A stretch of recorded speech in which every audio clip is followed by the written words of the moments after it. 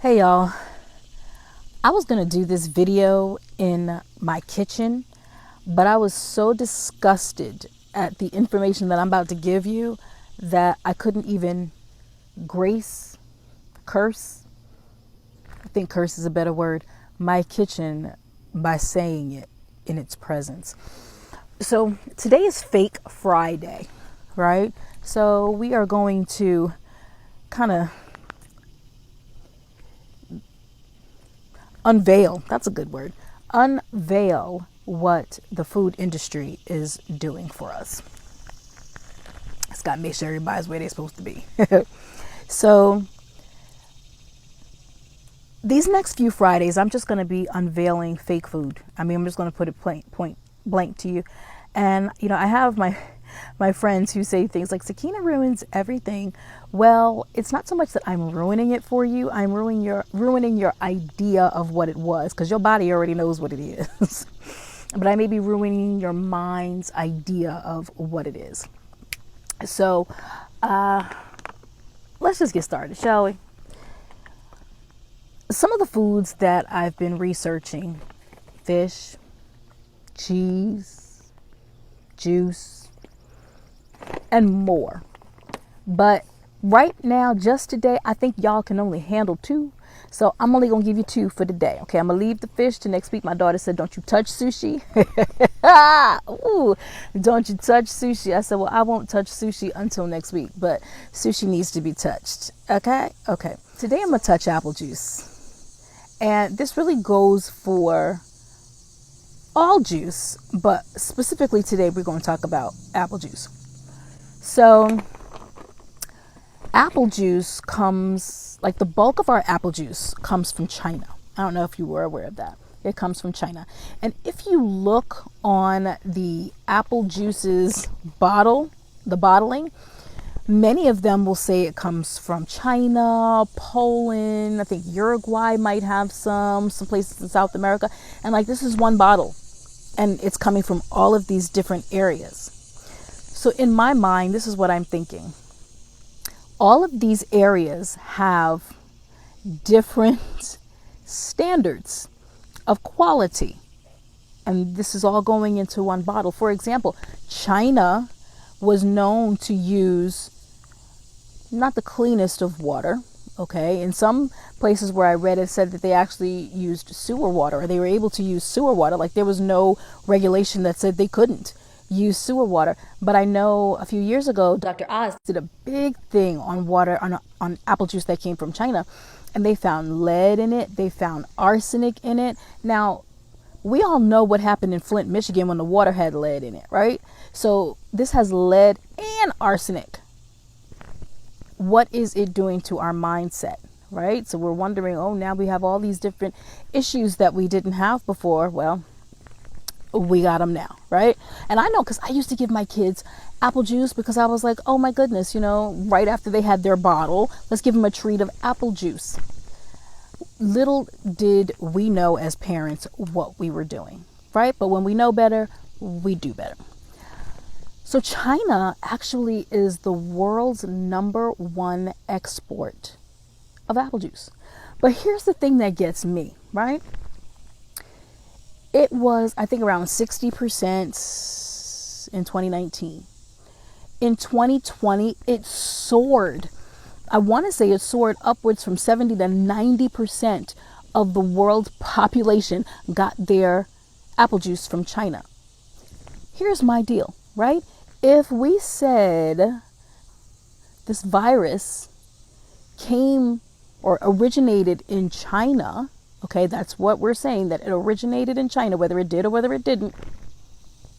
But if that's what the global consensus is, why are we purchasing food items from a country whose standards we've already seen are much less than ours? Does that make sense? And it comes from concentrate. Now, if y'all don't know what concentrate is, it is a process. And I always say, food coming from concentrate, that means that they've taken all of the water out of the food and they let it sit until they are ready to ship it. And they ship it that way so that when it gets to its final destination, all they have to do is just add water. So that's how it can come from Poland, it can come from South America, it can come from China, it can come from all these different places, because it's just the concentrate that's being shipped, and then the water is added afterward. But what we also fail to realize is, it's not like, remember when you were younger, I don't know if y'all had this, but I definitely had it, where you would get the juice concentrate in little cans, little frozen cans, and then you would just add water. You'd add 3 cans of the water to the concentrate, and then you'd have juice. Well, that's what some concentrate is like. But other concentrate is in powder form, kind of like Kool-Aid or Tang. It's in powder form. So with it being in powder form, that means you are grinding it down so that it is a powder. But then what that also means is that, nutrients are being lost in the process. So the nutrient value that they give you on the bottle, that can very well be what it was supposed to be before all this process happened. Because remember, that nutrient label, it doesn't factor in processes. Okay, so that's like when you're looking at the ingredient label doesn't factor in the pesticides, herbicides, and insecticides that are used on it. You're not going to see that on the food label, but it's there. So we have to be mindful of the things that we are ingesting, the things that we're purchasing for our families to ingest, right? All right, so that's just apple juice. Y'all sure you want me to go on? Like, you probably don't even want me to go on, but I'm going to go on anyway. So the next thing is Parmesan cheese.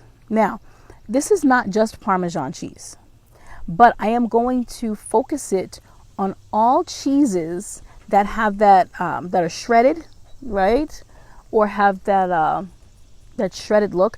So, when we have Parmesan cheese, we can get it in the little bottle where you just shake it on there and it's almost like powder, right? Now, we all know Parmesan cheese doesn't come out like that, but again, that's a process that it goes through, right? But with that being the case, do you know that there is cellulose? You know when you look on the ingredient label and it says cellulose, what does that mean, right? You're thinking, okay, cellulose to prevent caking. But we don't really know what cellulose is until you research it. Do y'all really want to know what cellulose is? Cellulose is wood pulp. Yep, wood pulp. And the FDA readily allows it to be in your food. It says anywhere between 1 and 4% can be in your food. That's crazy. That's absolutely crazy that would even be allowed in your food. Why do they allow wood pulp in your food? Because apparently it prevents caking and it allows it to taste better. So remember when, you saw that kid in school that would eat paper? Like, hello, we laughed at that kid that was eating paper. Like, why are you eating paper? We're all eating paper. Essentially, we are all eating paper. The same thing, wood pulp, that makes paper is going to be right there in your cheese. And it's not just in cheese. It's in a whole lot of things. A whole lot of things. Wood pulp. Now, here's the kicker, right? So like I said, the FDA allows anywhere between 1 and 4% to be in your food. First of all, that baffles me anyway, because when we talk about real food, let's have some real food, right? But when you go to area restaurants, right? Restaurants like Domino's, like Pizza Hut, they were found to exceed that amount. Now, I'm just going to be kind and tell you that it was upwards to 6%, because that's what the research says, but I guarantee you there's more. There are restaurants that have more than 6% cellulose in their food. Be vigilant, be mindful. Thank you for tuning into Fake Fridays. Catch you next time. Bye.